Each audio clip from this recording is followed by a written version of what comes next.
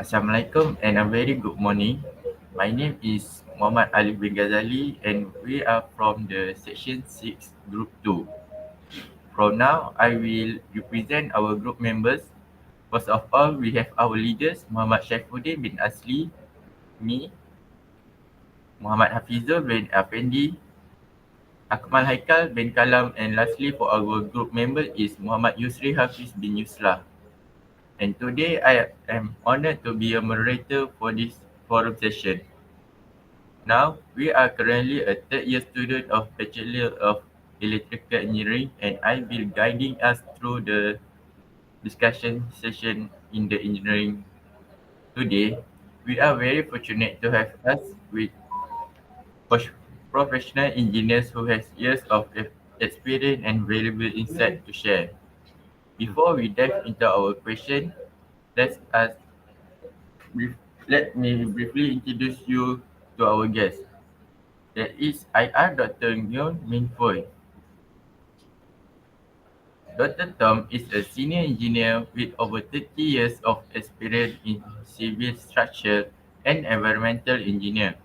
He is a fellow and chartered engineer in multiple countries and has led projects with worth over 6 billion ringgit. He is also a principal consultant at Era Maju Sinergi and also at Sabah Support Engineering and Policy. Dr. Tom also founded the Claudio Sendembahan, and that is a climate tech startup and hold patent for water valve innovation. He is also advised university and help set national engineering standards. Without further ado, let's begin our session. For the first question, what inspired you to enter the engineering field?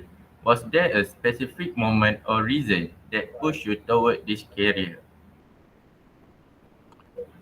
Oh, that's quite a simple question. Oh, well, a million. Well, thanks once again for the for having me and for the very nice introduction about my work and my experiences. Just to address your question, your first question, really a million questions led me to embark on an academic journey of engineering. So I think looking back, if you've asked me day one, why did I even go into the engineering field? I would have given you a different answer. But now, after having 3 decades of, working in the area of engineering, I have a different answer. So I'll give you a first answer first. If I look back 30 years ago, why did I choose this path? I would say I had no choice. I was sort of nudged into this area of engineering because of my father. So somehow I was led into engineering by the work of my father and the kind of successes that he's had. And I want to emulate my father. So that's my first answer. Looking back 30 years ago, what got me into the engineering field. So a more rounded answer would be an answer today. And, it could be an answer that would be shared with other questions, but I'll say it nonetheless. I think the engineering field has been immensely rewarding to me, and it's something that I have no regret going into. So I look back, and there's not a single moment of regret. Given much misgivings, some failures, and we all need failures, right? So despite of all those shortcomings, the engineering field has been immensely rewarding to me, and so I sort of said to myself in the time gone past that, have I made the right decision coming into the engineering field? No, I think engineering is not the most glamorous field, but it has its rewards, and I hope that this answer sort of satisfy you. So in short, I came into engineering field because of my father. Um, I've stayed on the engineering field because it's been rewarding me immensely, in spite of all the misgivings and failings during my last 3 decades of work.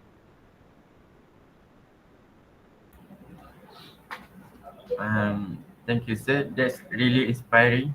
It's always interesting to hear what motivates someone to pursue such a challenging yet rewarding profession like you said you following your father. Mm. Okay, for the next question, in your experience, how has the field evolved and what do you think the future holds for the upcoming engineers? Oh, this is a tricky question. Thanks for this. I think this is a worthy question to be asked in our time of a lot of changes that's affecting not just our time, but our future generations and the future of our country and the world, of course. We live in a connected world. Whatever happens outside impacts us as much, probably not as much as what is happening here impacts the rest of the world. But equally, we are all living in a connected world. Whatever we do impacts our future generation. So this is something that we got to be cognizant about. So specifically to your question, how has engineering changed over the past years? So there are two parts to this question. I'll answer your first part first. So how has engineering changed over the past years? I think engineering has changed significantly um, because of several precursor events. In the field of civil engineering, uh, for which I'm sort of more invested in, although technology and climate has been an emerging field of mine, but I'll probably stay on civil engineering and how I have seen changes that has happened in the past years. Um, well, in civil engineering, what I've observed is that there's a little bit more focus on climate-related engineering. Um, Civil engineering has been about building structures, bridges, roads, um, oil platform, skyscrapers. But increasingly, in the last 5 years, or at least in Malaysia, we have seen the government investing a lot more into resilient infrastructure. Um, and that is to say that the government is now spending a lot more trying to build more robust infrastructure like roads, airports, uh, uh, ports, critical infrastructures like electrical supply system, renewable energy system, and somehow spending a lot more time and effort discussing what would be the future energy source will be for our nation. So I see a lot of human capital being invested in this area of renewable energy, climate resilient infrastructure, and also a lot of spending, year-on-year spending, has been poured into the area of trying to build a more sustainable and resilient future for the country. So I see this as a huge change today, but it has happened in the last 5 years in small increments. So that's my answer to your first part of your question too. And to your second part, how do I see it changing in the future? Oh, I think if I can just tail off from the first answer, uh, first part of question two, it's really investing even more time and resources into building a robust and resilient infrastructure and renewable infrastructure for our future generation. Because of scarcity of resources, depletion of clean water, even water security is a big problem where I live in Sabah. In the entire nation, in other states, we also see incidences of water resource, water resource management. So I see the state continue to invest more and more into building a more robust and sustainable future for our next generation through resilient infrastructure, more robust renewable energy infrastructure, and also obviously on the economy side, each of the states are doing their part in trying to improve their performance economically. So there's a tandem there. But for engineers, I think what we're more interested in, on what we see happening, is that a lot of infrastructure is being now looked into for future resilience and future security.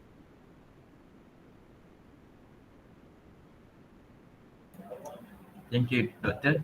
Those are really valuable insight about the infrastructure and many other technology that are Mm, in moderation, right? I mm. think all of us here can take a note that especially when it comes to the technology that are keep adapting or growing and constantly pushing boundaries of the engineers. Now, for the next question, we are more curious to know a bit more about your career. Oh, okay. Oh, Which okay. area of engineering do you specialize? And could you share some of the exciting projects that you worked on before? Mm, mm. Right. Oh, okay. There's a question 3. Should I answer question 4 first? Or should I go to question 3?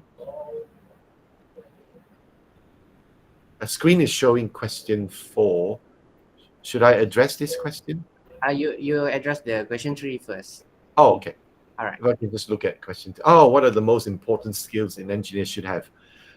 Okay, so the keyword here is important skills. So it's more than one. I would say the first and most important skill is communication and interpersonal skills. We need to humanize engineering, right? The way to humanize engineering is through interpersonal and human communication skills. That's number one, without a shadow of doubt. I would say some people may say, oh, we got to have skill set in AI or skill set in finite element modeling. All that skills are important. So, however, I think in my years of practicing as an engineer, one critical skill that would set you apart from your peers, because when we enter the work-based environment, we start to compete with other people. The organization that you belong to will compete with other organizations in the economic landscape that it belongs, right? The market that it belongs to.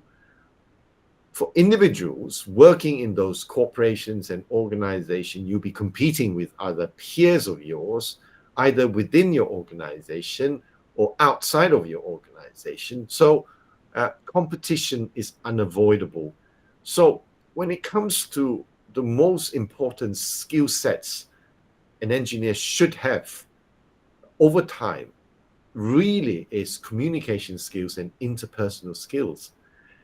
It's the ability to communicate your solutions, your ability to show empathy to your clients' difficulties and problems, and your ability to deliver a very sound engineering solution to your clients.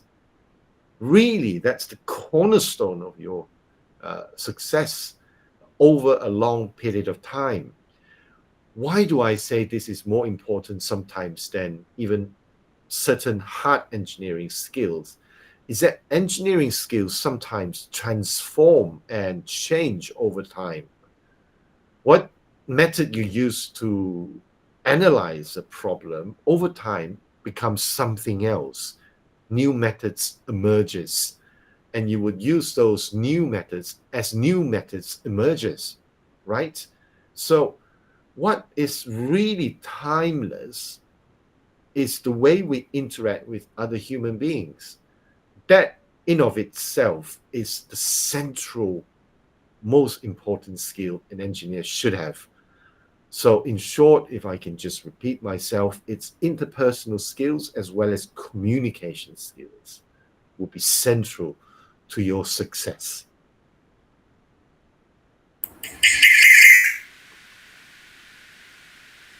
So on to your question 4.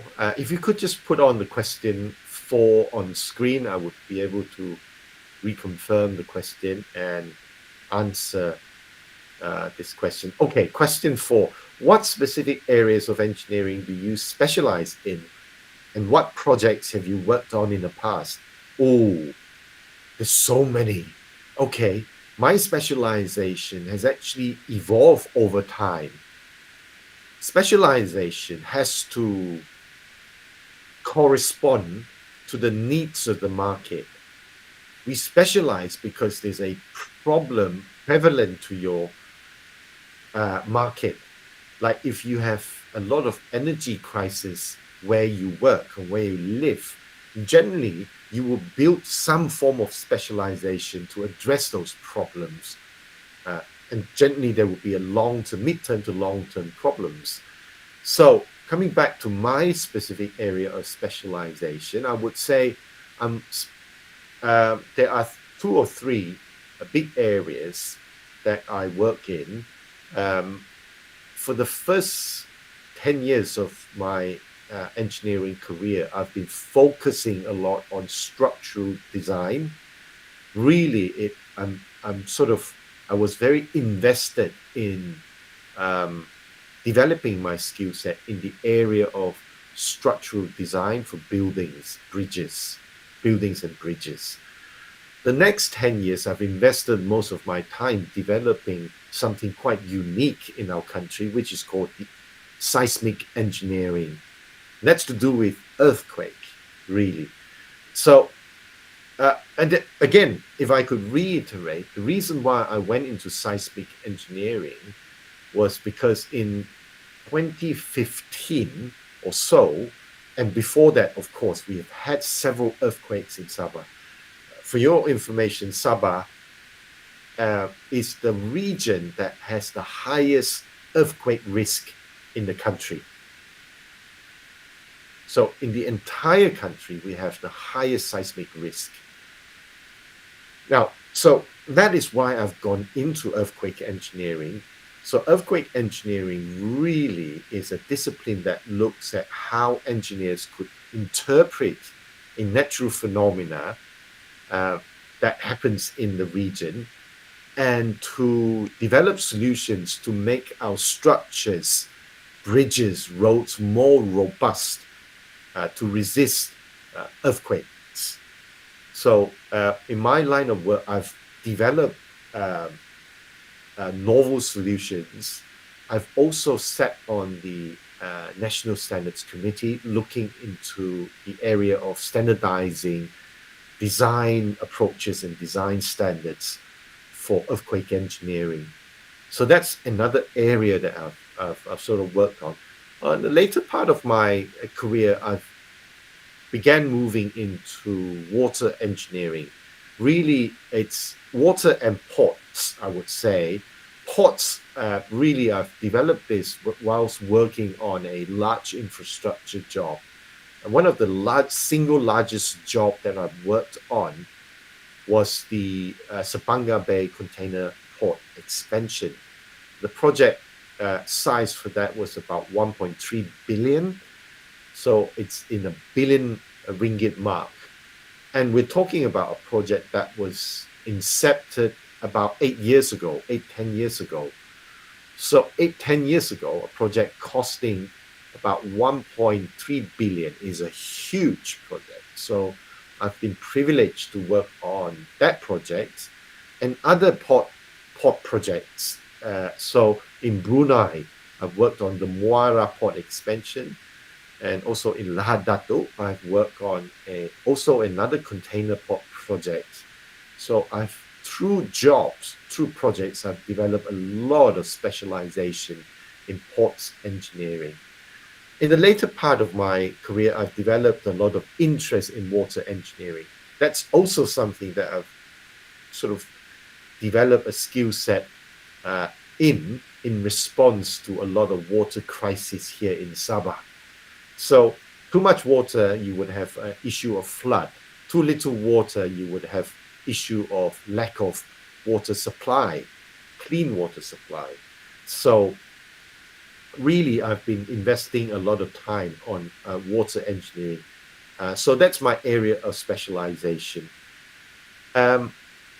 So the other part of your question was asking, what was the second part of the question? Can I just have a look at the slides again?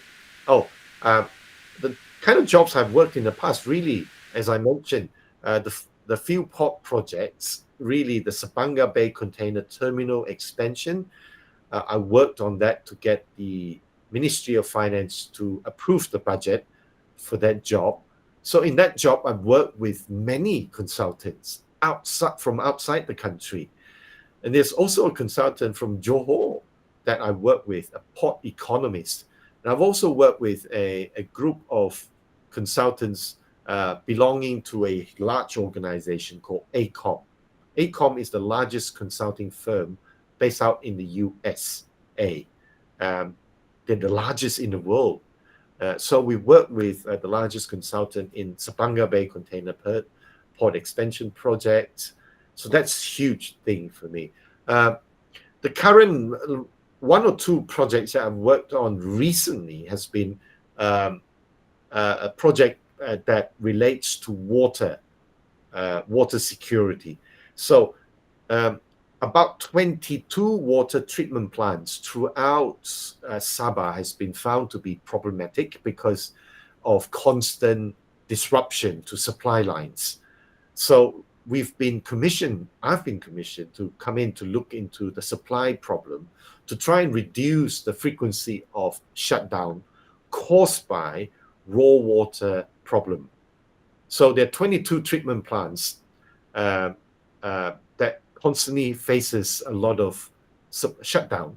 And when you shut down the treatment plant, communities suffer because they don't get treated pipe water, right? So I've come in to see how to reduce the frequency of shutdowns so that there is no disruption to supply lines and therefore no impact to the communities that those treatment plants serve.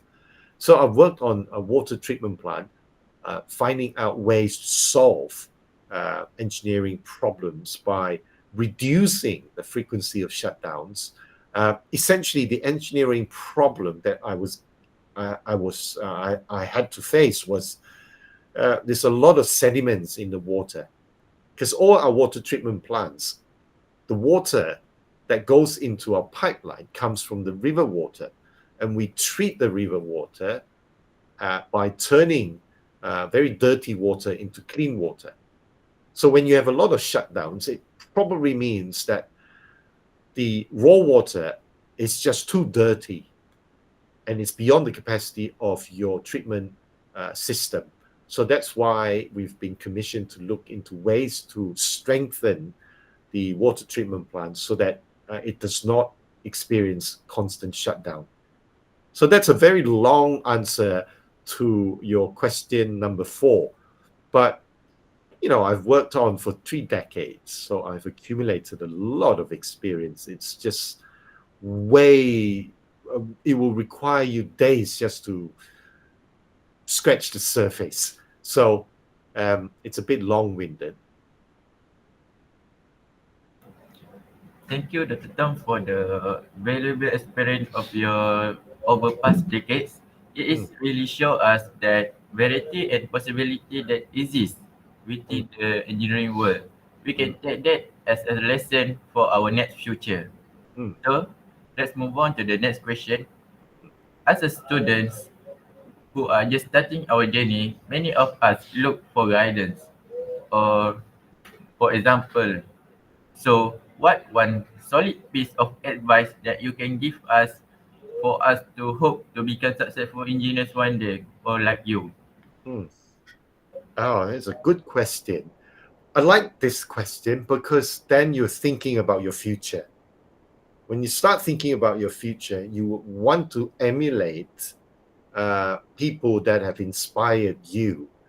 The same way my father inspired me. Part of my work is also to inspire the future generations, um, because we want to, engineering ultimately is about harnessing the power of nature for humankind flourishing, right? The key word is flourishing. So part of my job isn't just about developing robust solutions to problems of our society, but also to inspire the next generation of engineers such as yourself. So I'm very delighted that you're asking this question, because then it shows you care about your future and you want to put yourself in perhaps 30 years time from now and see where would you land. So for that, you got to ask, how have others done it in their time? So I'm quite happy with this question, and I'll try and give you a very rounded answer. I think one solid piece of advice for you as students transitioning soon to a more work-based environment, um, I would say, don't give up, be resilient, stay on the profession.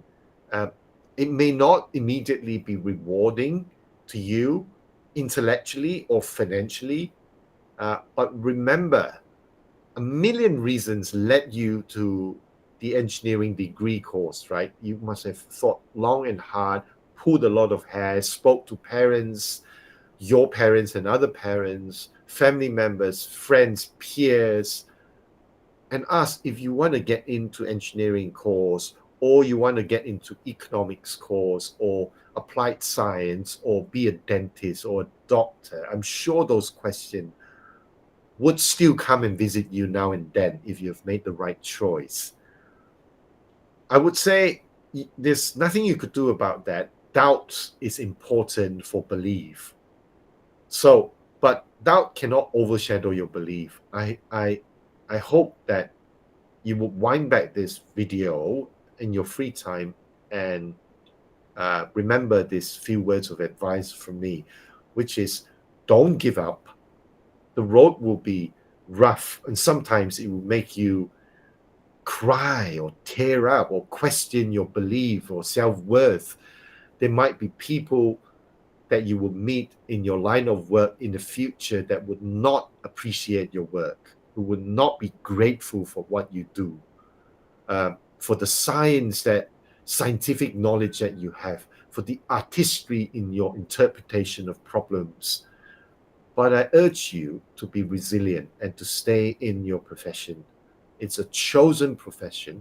It is a sacred profession, and it is an honorable profession, a profession that will be rewarding to you. So if there's a human value transitioning your engineering skill set comes and go, as I said earlier. But what remains is your grit and your perseverance. And there's one word I want to use here. It's your tenacity. Look it up. Tenacity is important for engineers. Tenacity, if you don't have it yet, build on it, because there will be stages in your career, as I mentioned, you will start to think whether you even belong to the engineering field. Don't be discouraged by that. Remember these words, wind back, keep this video and wind back, and ask yourself, why did you choose this profession?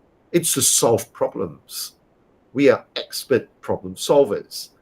We are quietly solving society's problems in sustainability, in renewable energy, in all sorts of fields. Engineers are required, but we don't always get the recognition that we deserve. right? We don't always get the recognition and the acknowledgement that engineers sometimes deserve. But stay in there. I think changes are happening, and society is beginning to recognize the role of engineers in society. We just have to speak through the work that we do, the outcome that we produce, and how things could go wrong, but didn't go wrong. And that's where we start to scream the power of engineers. So it's not always like that. There are always times that you question your worth because of failures.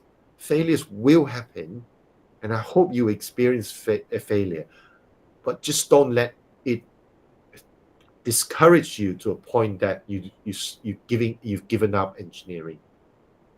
So that's a very long answer to a very simple question. So I hope you take away, if there's one word that you can take away from this question, is it's tenacity. Tenacity. Thank you, Dr. Tong, for the insightful advice. I hope that we can take the advice to ourselves, like, for example, keep resilience and moving forward to our career path, and do not be disappointed in our career, because I know that the career that we chosen is the right one, right? Because engineers are a solving problem. So for more reflective question, if you could go back in time and choose your course all over again, would you still choose engineering or other path? Oh, that's a simple question. With a simple answer, yes. Yes would be the answer. Now, a bit more lengthy answer would be, knowing exactly where I ended up now, I would not have a single day of regret of choosing this profession, right? Knowing where I ended up now after 3 decades of professional life, it has been immensely rewarding, intellectually, personally, of course, financially as well. I've been able to support my family. I've been able to support my employees in my organization. I've been able to impact the future generation of engineers through my teaching at UMS in the University of Malaysia Sabah. So, and I'm also a full-time academic. So, looking at just these few activities alone, without going deeper into this subject, I would say there's not a moment of regret of coming into the engineering fraternity, knowing exactly where I ended up today. So long answer again, but the short answer is yes, of course.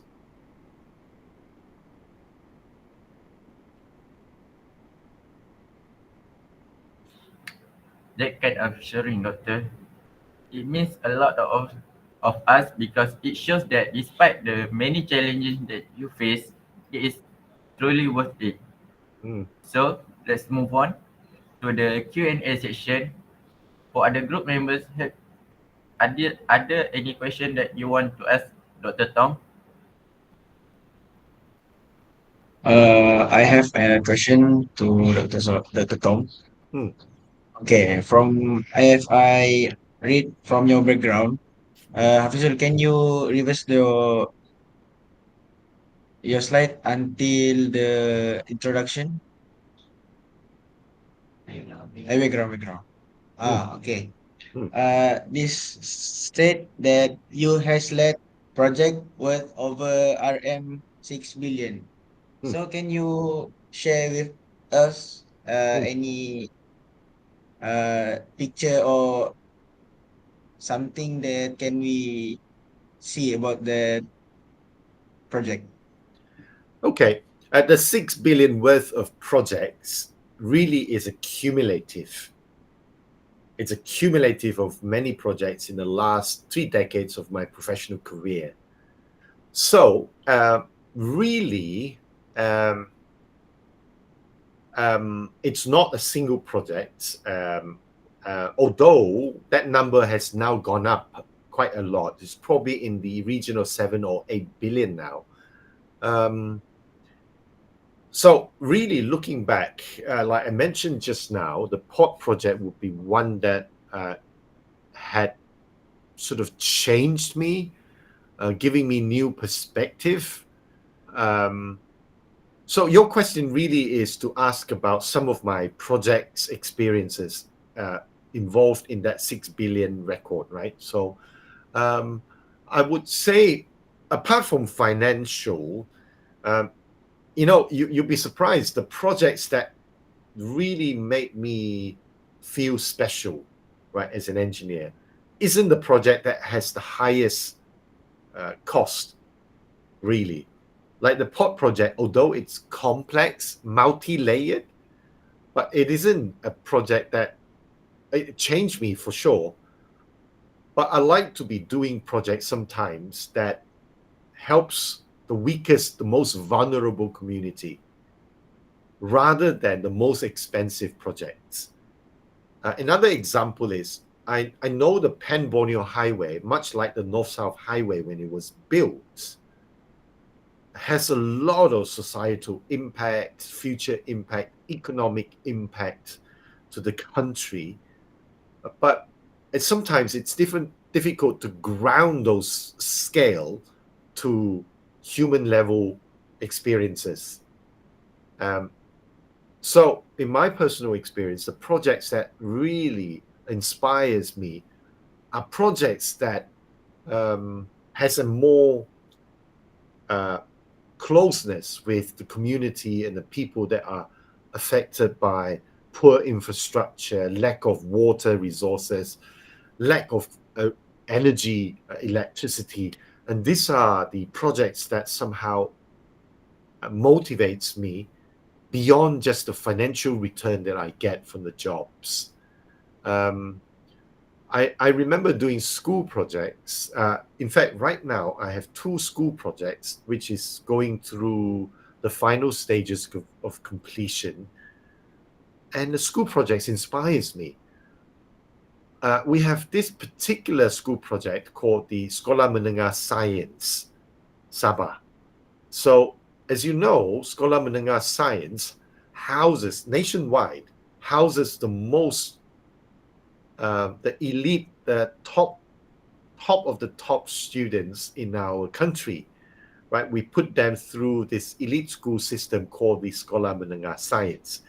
Any one of you from Sekolah Menengah Sains? No? Me.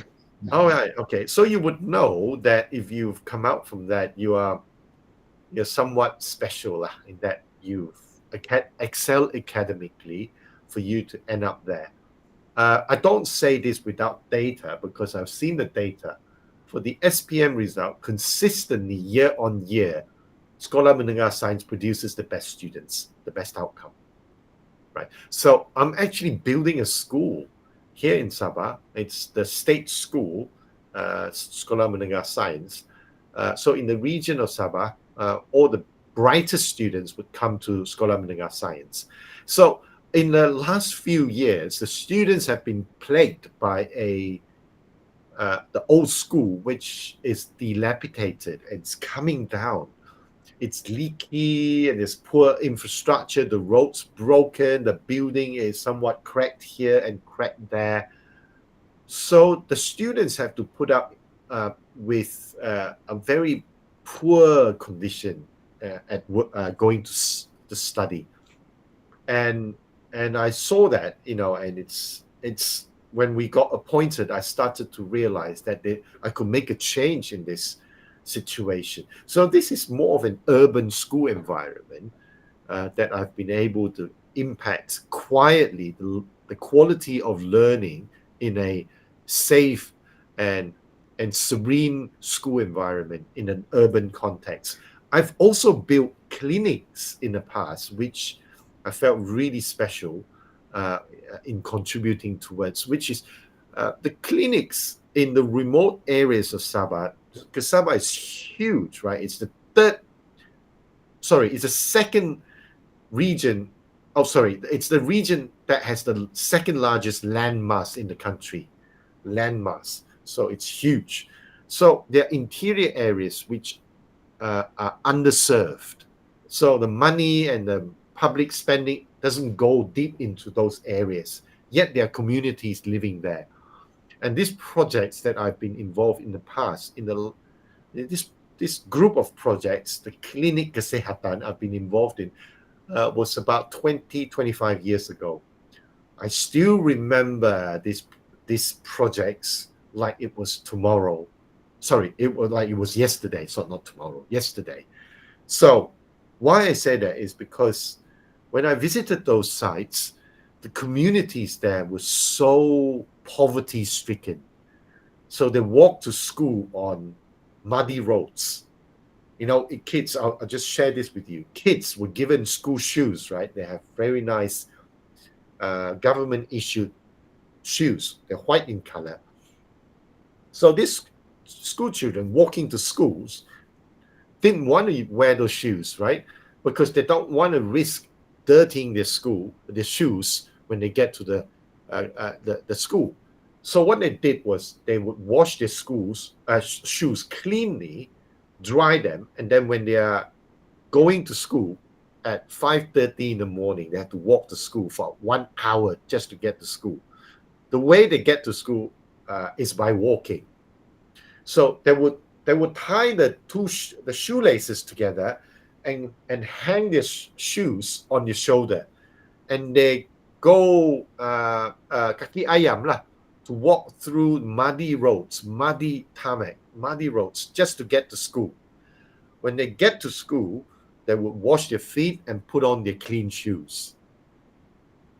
So I felt a sense of duty. I felt a sense of responsibility. I felt a sense of ownership of the problem. So when I worked on that project, particularly in building a clinic kesehatan in remote areas like Tongod, Kinabatangan. You can look this up. Tongod spells Tongod. Kinabatangan. It's the interior of Sabah, and I've been privileged to work on those projects and impact the lives of the villages, the village communities there. And we've been able to build better roads. We've been able to convince the government to spend a bit more into building a bit more infrastructure like lightings, because students had to walk from 5:30 to get to school before 6:30, right? So it's still very dark in the interior of Sabah. They don't have proper lighting, they don't have proper roads, they don't even have a proper clinic kesehatan. So I've been for 3 years, I've worked on the project. I've been able to deliver 10 clinic kesehatan, not all in Kinabatangan area, throughout Sabah, some in the remote islands of Pulau Bumbum, Pulau Karakit, Palambangan. So it's just outside of the main landmass of Sabah. I've been able to build, all in all, 10 clinic kesehatan throughout the remote regions of Sabah and impacting the lives of so many. You know, that makes me happy because the outcome of my work lives on today. It's supporting communities, giving them the opportunity that people like us don't normally get, right? Because we live in the urban centers of cityscapes and we are somewhat privileged. But remember, our role is to bridge the income divide between the rich, the poor, the urban, and the rural folks, the people that are underserved in your community. That they are the people that somewhat inspires me to continue working as an engineer to serve those less privileged people.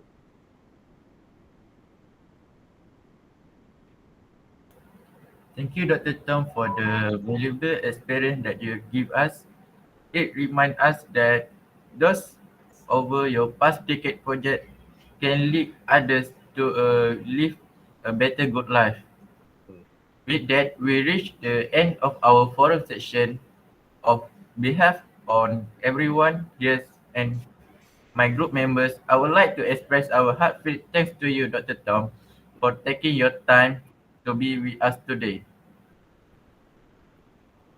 Syaifuddin, if you have another question. Oh, I think you have a question. Let Mm. you ask first.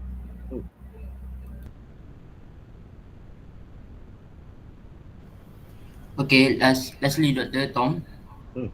have you ever made a big mistake in your engineering career? And if so, how did you deal or overcome with it? Oh, um, right. I have made many mistakes looking back. Uh, Mistakes are what shaped me who I am today. And a society should be a bit more receptive to mistakes because we're humans, right? Despite our training, we still make mistakes all the time, right? Despite all the drama and the story and the movies that we've seen in the cinemas, Netflix, TikTok videos about how we should be better human beings, we are still making mistakes, right? So, in my career, obviously, I've made many mistakes, many mistakes. So, if I could name one mistake, I wouldn't say it's a mistake. It may appear as a mistake, but over time, I start to look back into that incident. It reminded me what I did was right. So I'll share a little bit about what happened. In fact, this failure or so-called failure of mine, or at least a failure that I feel partly responsible for, I wouldn't say it's a failure at the end, because I felt that what I did was right. What I did was absolutely right. In fact, I'm publishing a book, a storybook, a science fiction on this particular failure. Perhaps I'll let you guys know in the future once that book is released. We're still working out a book deal with the book publisher. But it had such a big impact on my life that I actually had to put it into a book, a storybook. I had to tell it through a story. The idea is to inspire people like yourself, such as yourself, engineers or budding engineers, about the risk and the travesty of our work as engineers. Really, this project really centers around a huge city development, a huge project that I was involved in. That development is like a city scale development. Really, the project was full of problems. For one, we didn't get paid much. We worked on the project for nearly 12, 13 years, and we didn't get paid much. Despite of that, we hung on the project to try and deliver the project. However, the developer was really unhelpful and only wanted to cut corners. Towards the near ending of the project, when we are about to secure the certificate of fitness for the project, the developer made a poor decision, effectively asking me to certify something that isn't done. Right? So when it's something that isn't done, I don't sign, I don't certify. Simple as that. But it's easy to say that. The time will come for you to question your belief and your resolve in your professional ethics when you're under immense pressure, and sometimes political pressure, to sign on something that you don't believe that you should be signing. You would sign because of fear, because of repercussions. So this particular project, I didn't sign. I refused to sign. I refused to sign. I refused to certify the certificate of fitness because it's not ready. When it's not ready, it will have safety concerns. It's just like your Tesla car. If you're Elon Musk and your car your chief engineer says, oh, it's ready for market implementation, mass production. And Elon Musk comes in and says, no, it's not ready. I still see a lot of safety issues that has to be resolved first. But because there's a deadline to fulfill, all your investors and shareholders will be exerting pressure on you, Elon Musk. You better sign, because otherwise we can't deliver all these cars that we promise our customers. But Elon Musk will say, no, there's safety concerns. I'm not signing anything. You're not going into mass production. Simple as that. But it's easy to just say that. It's very hard to actually say that. You see what I mean? So coming back to my project, I refused to sign. And what happened to that project now? It's been abandoned. And the developers, the two developers that pressured me to sign to certify completion, both were now insolvent. The companies have been won up by court order. And the directors themselves have been made bankrupt. So in many ways, looking back, you know, I was probably the person that collapsed the entire project. So looking back, there's some regrets here and there. But who am I really protecting? Who am I really protecting for not certifying the certificate of fitness? It's the people that bought those business premises or residential units. So as engineers, I hope you understand that ethics is very important. You would never truly tested your ethical limits, the boundaries of your ethics, unless you are put in situations such as mine. I hope you do get tested, because then you know if you can stand up to pressure, particularly immense political pressure, immense pressure from different parties and different stakeholders expecting you to do your job. So to do your job is to not sign, because you have a job to protect a greater interest of public care. The greater interest isn't to serve your client alone, but to serve a much higher interest, which is the region, the community, the people that you're sworn to protect. That's your highest calling, not necessarily your client. So if your client asks you to do something illegal, and the client would use words like, I'm asking you to do your work, right? I'm paying you to do your work. I'm your I'm your master. I'm your employer master, your paymaster. You do as I say, but you know it is wrong. It's going to hurt some people down the line. That's when you be tested. So the short takeaway from this is I have many failures. This particular so-called failure that I'm sharing with you isn't technically a failure when you look at it from the perspective of the country, the communities. It is not a failure. I would say it's a little bit of failure in that I've not been able to resolve this in the shortest time. That this case had to be dragged into the court. It has to go to the High Court to get it resolved. And a lot of people have to suffer. So that's my failure.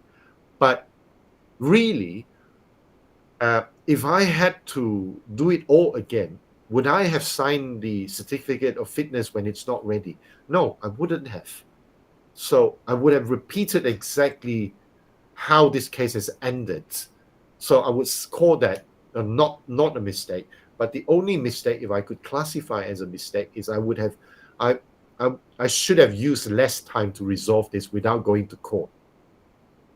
But I had to go to court nonetheless. So, and it's not a loss for us. So I'm pleased with the outcome. So a long answer once again. Thanks for the question. Okay, thanks, Dr. Tong. So I will pass back to the moderator, Muhammad Alif Ghazali. Thank you, Dr. Tong, for being open and honest about it. It reminds us that every human make mistake, but how do we deal with it? Mm. So from your experience, we must strive and moving forward to it to achieve a better. Mm. So for the next question and answer, Syaifuddin, please. All right. Thank you, Ali.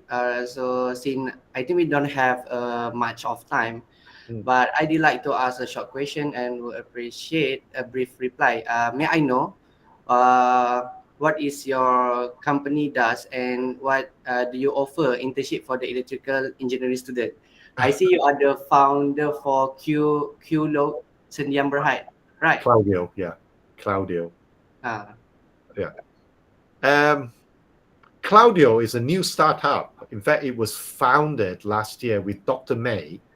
She's an academic from University Malaysia Kelantan. So she's left the academia and she's come back to Sabah to start this new climate AI and data analytics company with, excuse me, with me. So Claudio really is focusing on the future. We are hoping to develop climate resilient solutions, ESG solutions, and also AI solutions for our country. And we're not only just serving Sabah and Malaysia, we're actually going abroad. So if you go into our website, Claudio dot, I'm not too sure now, Claudio something, but you'll be able to find Claudio on the website. We have a website. So we're still developing our AI solutions that would remove a lot of human work in compliance, in audits for environmental compliance using AI tools. It's still being developed in-house. It's near completion now. So we are hoping to roll them out in stages. So back to your question, whether you would accept electrical engineers, engineering interns. Well, put in your application. Let's see. We have had interns from KL, from Penang. We've also had interns from Cebu in Sarawak applied to us. We've also interns from both local universities as well as foreign universities applying in our company, in both our companies. And we welcome applications. But it's also a competitive space, right? So you got to try and get in under the best circumstances. So I urge you to just try and apply and see, put yourself up. The first thing is to put yourself forward and see if it gets you somewhere. The more applications you put out, the better you are at applying for positions, roles, or scholarship, or awards. Thank you, Doctor. I hope that many students will hear it and apply the application to your internship company, Claudia. And Syaifuddin, is a very interesting question. With, with that, we reach the end of our forum session. On behalf of everyone here and many others, I would like to express our heartfelt thanks to you, Dr. Tom, for taking the time to be with us today and sharing your valuable experience and wisdom. To all of the students and engineers, thank you for your all attention and energy today. I hope this session has inspired you and given a glimpse into the real world of engineering. Once again, thank you and let's give us applause to our big panelist, Dr. Tom of applause.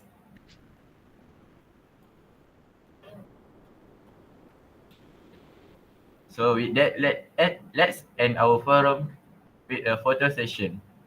Hafizul, can you?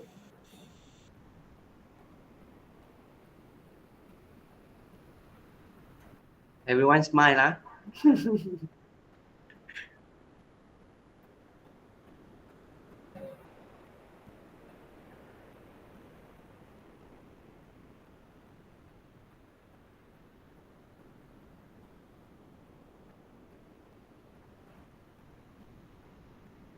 Okay, Hafizul, ambil gambar tak tu?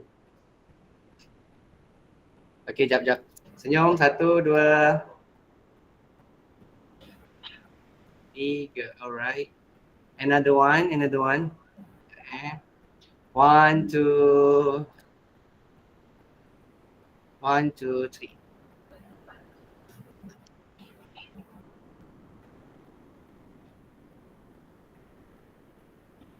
Alright, one more. Okay. Sekejap, Okay, do like this. IET. 1, 2, sekejap, 1, 2, 3. Alright. Thank you for having me. All the best to your career. And congratulations, Saifuddin, for winning the IET award for Best Campus, right? Yes. Good Thank job. you. Carry on. Don't give up and work on it. Even do even more. Alright, thank you, Doctor. Thank you. Take care, guys. Send me the photo if you could in high definition, and then I'll make sure I'll remember you